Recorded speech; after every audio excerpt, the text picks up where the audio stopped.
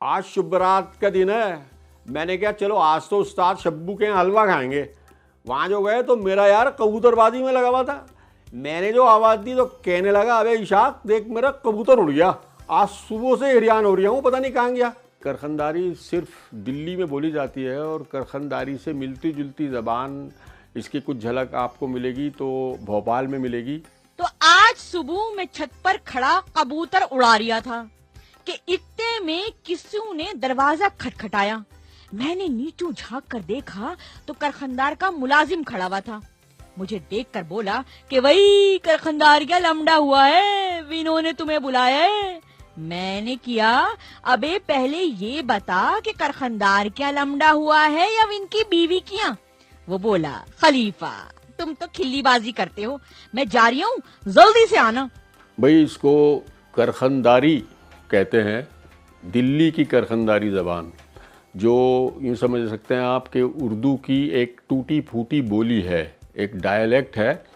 करखनदारी के कुछ उसूल नहीं थे, कोई उसूल नहीं थे और ये इसी तरह बोली जाती थी और इसकी अपनी एक लुग़त थी और इसका अपना एक मुहावरा था। कब से ये शुरू हुई ये कहना बहुत मुश्किल है, लेकिन ये करखनदारी या करखनदार जो लोग थे ये उस गैर अशराफिया तबके से ताल्लुक़ रखते थे जो आम तौर पर मज़दूर, दस्तकार, आर्टिज़न किस्म के लोग थे। कि एक तो ये बेपढ़े लिखे लोग थे, ज़ाहिर है इनसे क़िले मोहल्ला की उर्दू की तवक्को करना तो बेकार था, लेकिन इन लोगों ने जानबूझकर भी ख़ुद को उस तबक़ा अशराफिया से मुमय्यज़ करने के लिए अपने लबो लहजे में एक थोड़ा सी जारहियत पैदा की।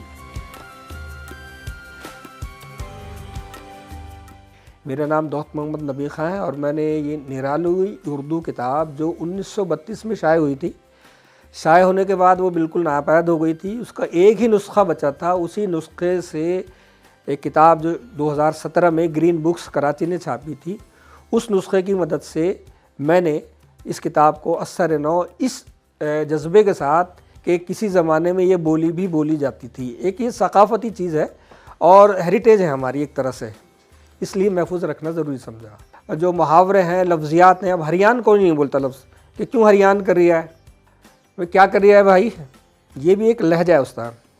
कौन है, कौन को कौन कहना, तो ये जो उस लहजे की जो मिसाल है जो आज भी हमें मिल जाती हैं, पढ़े लिखे लोगों में भी मिल जाती हैं।